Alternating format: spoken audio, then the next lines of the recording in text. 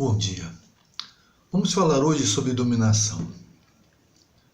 Dominação requer um dominador com força sobre um dominado. Essa é a base também do colonialismo. O colonialismo é justamente a força econômica de uma nação sobre a outra. Quando nós temos uma potência que tem condições de determinar, não influenciar apenas, mas determinar a estrutura de governo e o sistema econômico, nós não somos independentes. Nós somos servis. Servimos aos interesses da potência. O Brasil tem uma mídia servil, porque primeiro, a mais forte nunca foi nacional. E todas as outras dependem do capital das multinacionais, que são as principais patrocinadoras de propaganda. Assim, quem paga, tem. Mas como dizia Sun Tzu, a melhor vitória é a conquista do inimigo sem precisar guerrear. Esse processo depende basicamente dos espiões. Eram 5 níveis de espiões que ele deu, mas 2 são importantes. O espião é aquele que você arregimenta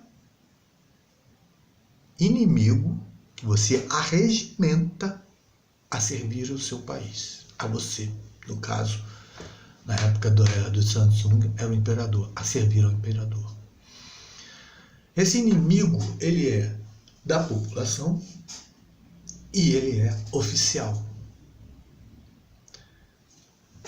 Um tem a tendência de influenciar e o outro de executar. Nós temos espiões no parlamento, nós temos espiões no judiciário e nós temos espiões no executivo. Esse conjunto de forças, junto com a mídia, transformou o Brasil numa colônia. Nós éramos independentes. Nós tínhamos tecnologia e produzíamos tecnologia. E hoje nós não fazemos isso. Nós vendemos. Ou temos as nossas riquezas, demos as nossas pesquisas, demos as nossas tecnologias produzidas, demos até território, em suma, demos a nossa soberania. Fiquei estarrecido quando eu li que uma pessoa criou o capitalismo periférico. Gente, o capitalismo periférico é o colonialismo. Nem capitalismo é. Um país sem soberania não pode decidir por si qual o seu sistema. Capitalista, socialista, comunista, não existe. Ele vai ser dominado. Ele vai ter a imposição da potência sobre a sua estrutura econômica e social. Antigamente se fazia na dominação a transferência física dos bens dominados e até mesmo das pessoas. A escravidão era a transferência física da mão de obra, que era a energia humana que movimentava o mundo. Na época da colonização, a energia humana movimentava o mundo. E as transferências eram físicas. Mas hoje, a energia que o homem usa, ela tem uma parte humana, mas tem uma parcela grande de não humana. São as energias alternativas, sejam de fósseis, sejam eólicas, sejam naturais, hidrelétricas, elas são energias. Algumas ficam difíceis de serem transferidas, como a hidrelétrica, mas podem ser transferidas. Outras são mais fáceis, como gás, petróleo. É uma questão de estrutura, mas são importantes, mais até do que a energia humana. Uma máquina no campo trabalha por 50 trabalhadores, faz o trabalho de 50 trabalhadores. E a movimentação é por energia alternativa fóssil. As riquezas que nós perdemos são inúmeras. As pesquisas, nossa senhora, quanta pesquisa nós perdemos. Mas nós fomos capazes de fazer pesquisas. E mais ainda, chegamos a desenvolver tecnologias de ponta. Tudo foi perdido, ou seja, tudo foi entregue. Nós temos agora uma segunda fase do colonialismo e que está implementada. É a desestruturação do Estado com o descrédito das instituições e a desorganização da sociedade com a individualidade pela sobrevivência. No primeiro caso, se você acha que as instituições não valem, você está errado. As instituições valem. O que não vale são as pessoas. Estas podem ser trocadas e devem ser trocadas, tanto no parlamento, quanto no judiciário, quanto no executivo. Os espiões têm que ser trocados urgentemente. Cabe nós descobrirmos quem são os espiões verdadeiros e afastá-los. Com relação à desorganização social, nós devemos nos unir no processo de nacionalização. A nossa guerra não é uma guerra ideológica interna. A nossa guerra é uma guerra ideológica externa. Nós temos que criar a visão nacionalista. Globalização não é uma coisa nova. Isso é mentira. Senão a Europa não negociava com a Ásia, com a África e muito menos com o Oriente Médio. As sociedades sempre se negociaram, sempre foram globais.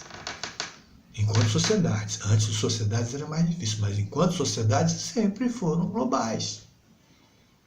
O que diferenciava da globalização anterior à moderna são os meios de comunicação e os meios de transporte, de locomoção.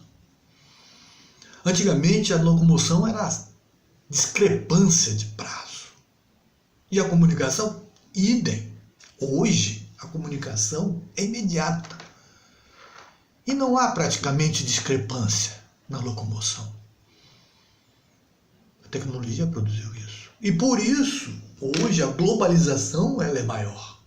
Ela envolve toda a Terra. Mas ela sempre existiu. O colonialismo também existiu. Só que antigamente era muito mais pela força, que sempre também definia-se pelo poder econômico. Tinha mais dinheiro, tinha mais exército, tinha mais armas. Como hoje, tem mais dinheiro, tem mais exército, tem mais armas. Só que além das armas, você também tem o capital. E o capital hoje, ele é um grande colonizador. Por que a mídia é comprada? Porque a mídia recebe das multinacionais na sua maior parte. E quem são as multinacionais? Não são um país. Não são os interesses brasileiros. Nós somos servidores, estamos servindo os outros países através das multinacionais. Quem comprou o nosso petróleo? Foi o governo americano? Não. Foram as empresas do governo americano. É o capitalismo. Não, não é capitalismo isso. Isso é dominação. Nós perdemos as nossas estruturas estratégicas. Há uma necessidade de estrutura estratégica para manter a soberania.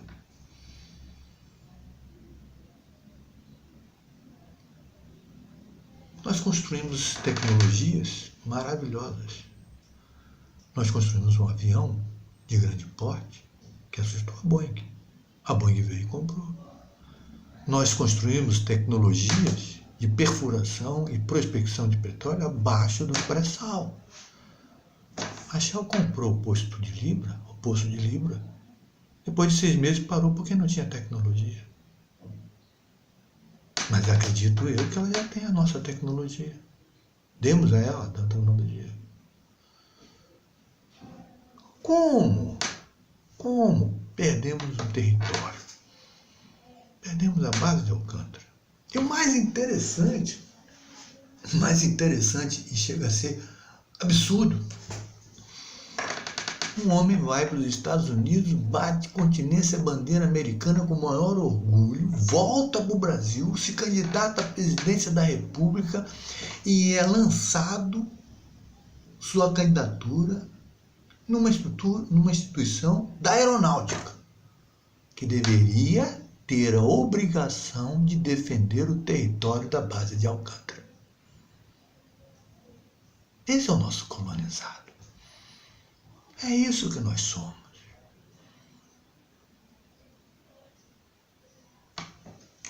Aí vem e dizem, o ladrão está na cadeia. Que ladrão?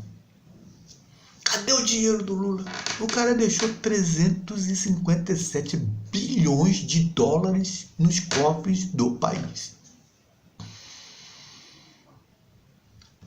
A renda per capita média durante o governo dele cresceu $1.050 por ano.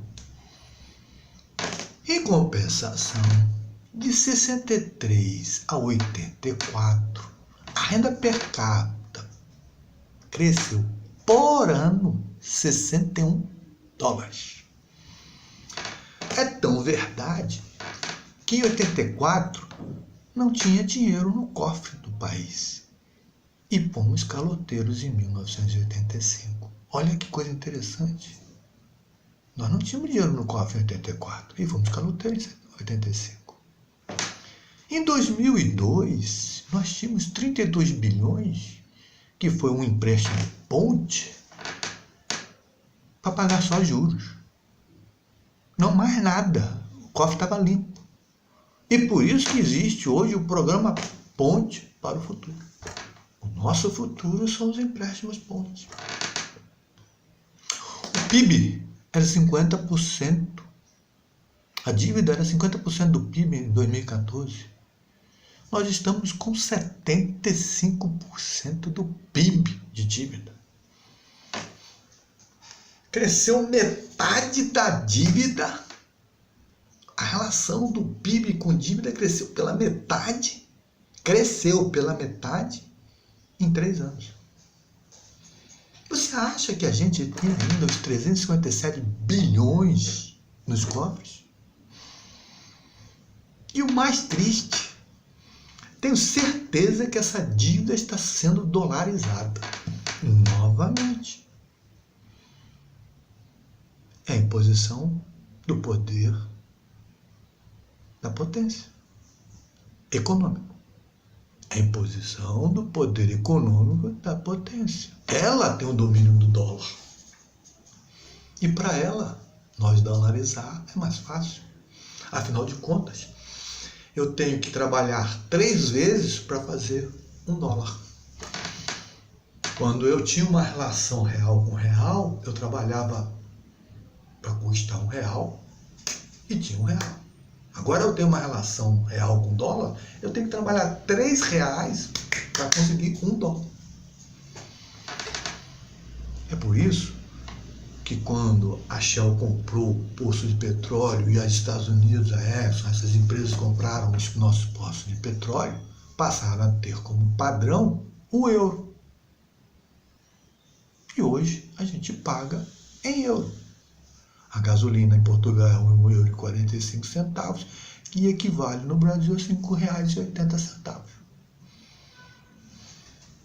Mas a minha relação não é mais real com real. A Petrobras tinha um custo em real. Ah, é a Shell. Transformaram o custo em euro. Pronto. Ah, mas é mais barato? Mas não interessa. Mas o vendo dela, o preço dela é em euro.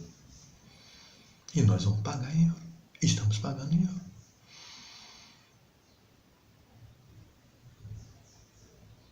Vejam o filme O Livro de Sara e não deixem acontecer a situação que a África está, onde a vida não vale nada. Nós já saímos de casa com medo de não voltar, porque a vida